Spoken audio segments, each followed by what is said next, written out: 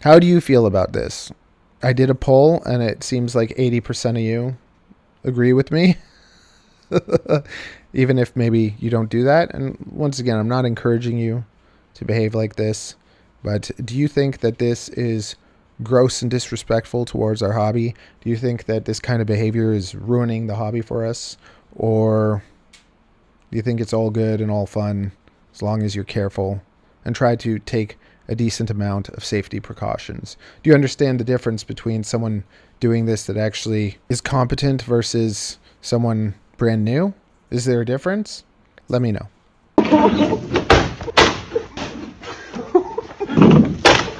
Teasing Beef 272 commented, how do you have such good range with all the buildings in the way?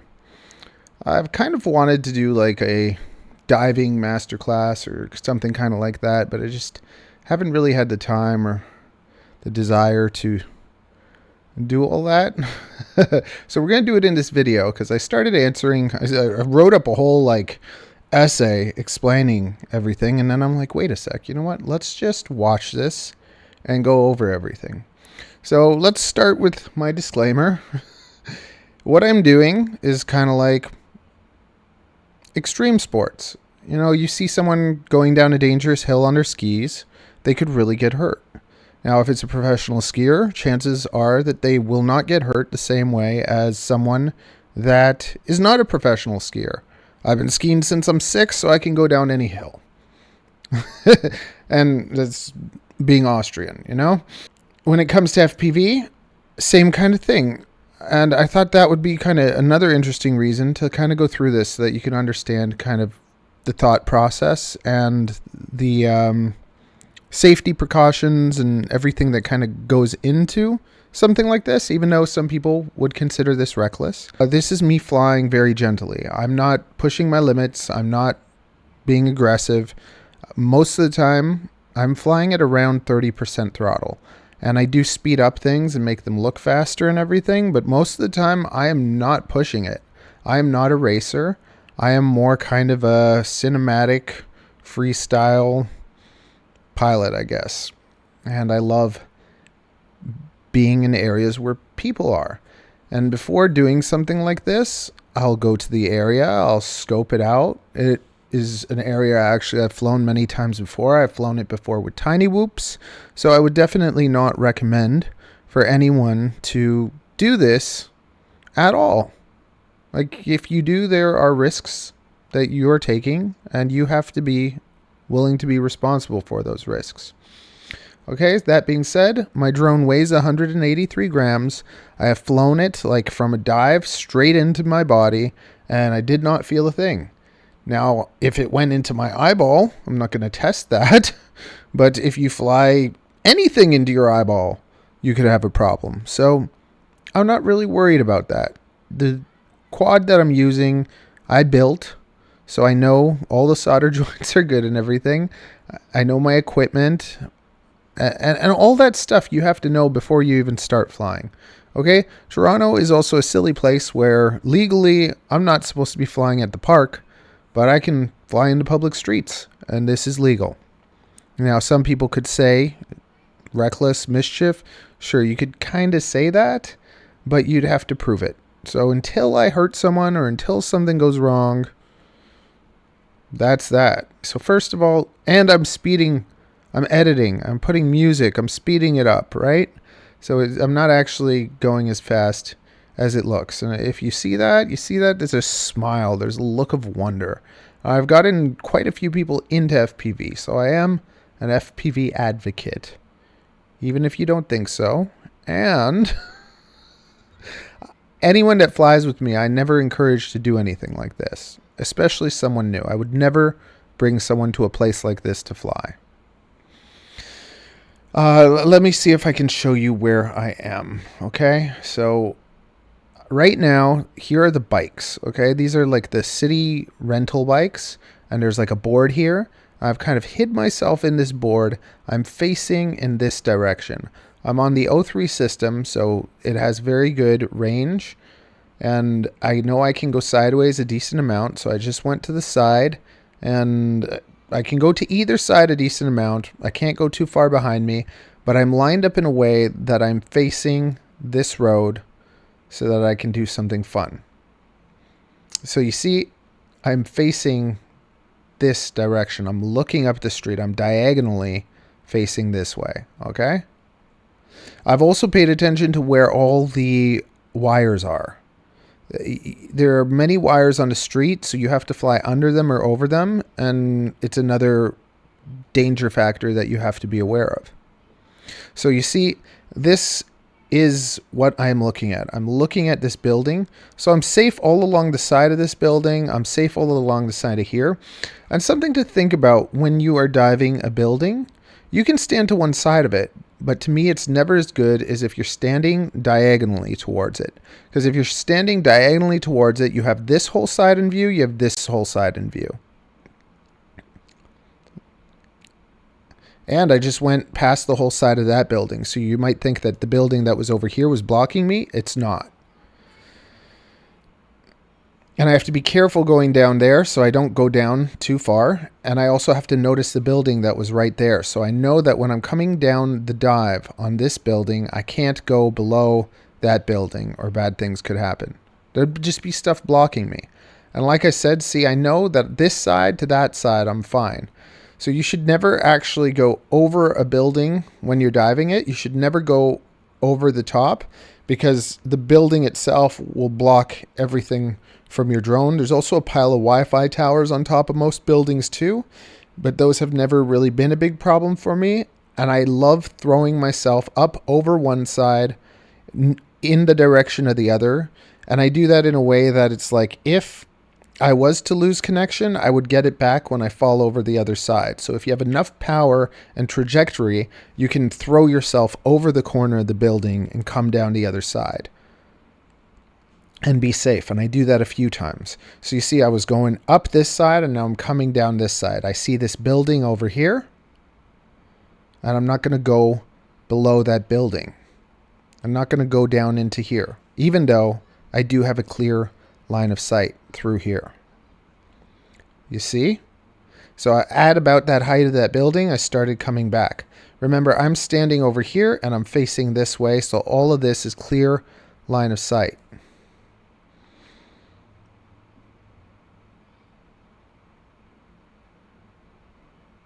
Same thing here. See, I know that I can throw myself over the corner.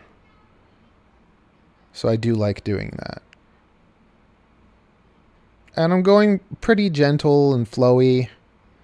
I'm yaw spinning. I'm constantly yaw spinning so that I can see everything around me. I have to pay attention to where all the cars are and where all the people are. And this is like a skill that, let's say you're flying and you're scared. Doing something like this, you shouldn't be doing it. You're not going to be able to pay attention. You're going to miss a detail. So you have to be able to preemptively look at everything in front of you and behind you. And the best way to do that is yaw spins. You have to be aware of everything. And I ride a motorcycle for a decade. If I don't pay attention to everyone around me, every time I go on that motorcycle, someone will try to kill me. Same thing with the drone. If you're not paying attention to everything, bad things will happen.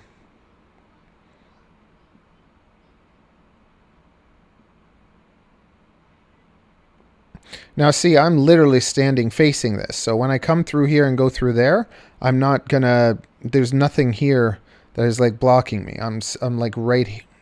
Let me see if you can find me. Yeah. See, I'm like standing right here facing that way. So none of this is interfering with the drone. That's a security guard. That's always fun too. But he doesn't really care. So you see that? So I can jump through that and none of that stuff is in my way. And then I am right here. See, so I'm facing there. So I can go a certain amount to the side either way and in front. And I'm always staying in front of me or a little bit to the side. But I'm not going too far this way. That's about as far as I'll go. And I could go further, but I don't want to mess with that latency. As you get further, the DJI latency gets worse. And I'm not doing anything crazy. All of this is quite tame. Anytime that I actually fly aggressively, I will smash the crap out of my drone and usually break something. But when I do flights like this is safe flying, at least for me. And what was I going to say? Yeah, nice little dive. And now here we got to... So I just cross-faded into pack 2. So that was all pack 1. These are like 1 packs also. These were 2 4-minute flights. So you can see I cut it down to 4 minutes. So this is all twice as fast as it actually was. I cut it. I put music to it. I've sped them up to make them all fit and to show, like, I don't want to go pick up my drone anywhere, especially in an area like this. So I don't want to get into accidents. I don't want to hurt anyone. I don't want to cause danger. So I am flying very safely, not aggressively, just like exploration, gentle exploration. Okay, so now I'm literally standing here and I'm facing this building. Once again, see, I have this side of the building and this side of the building in sight. So there's something that you can consider. Also, once again, never go over the top of the building. But because I know that I can throw myself over it. I can't go fly over the building and explore above the building. That would be stupid. But I know if I fling myself over it, I'll be good.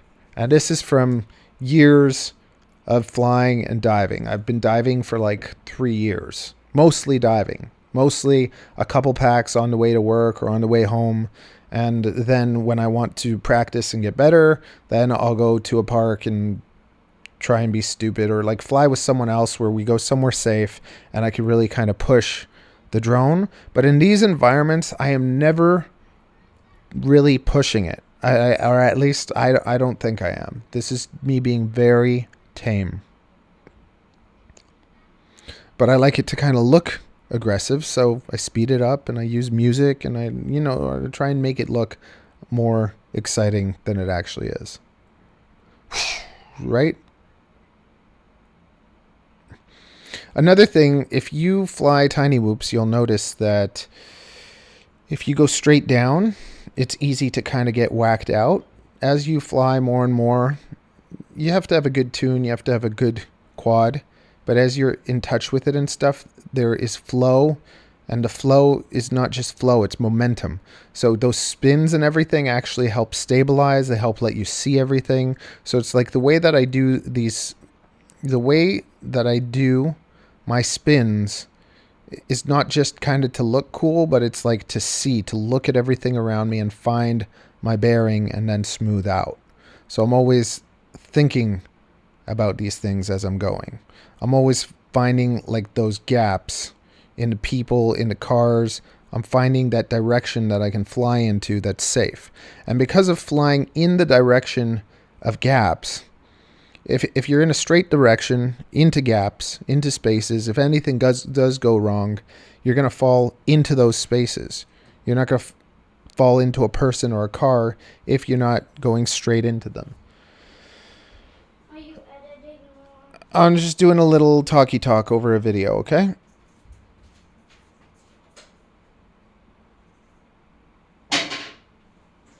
Here, above the chords, right?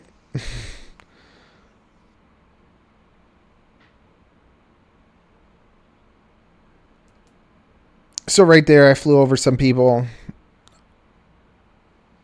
If anything went wrong, that could have been into someone, but it's just, I'm flying nice and gentle, staying level, not feeling any risk. Nice and slow, looking at what's around, finding my clear spot. Also, the way that I position myself here is there's all these guys with their bicycles, the delivery boys. So I asked them if it was okay if I stood with them. I'm like, sometimes people want to hit me or something, so could you guys just watch me? So I got a nice little spotter over there, and we're good. I'm also facing the buildings that I'm planning to dive, and I'm just flying around this area that is all open and fine. This is probably the most dangerous thing I'm doing, because if for whatever reason I hit this, I'm probably not going to get my drone back.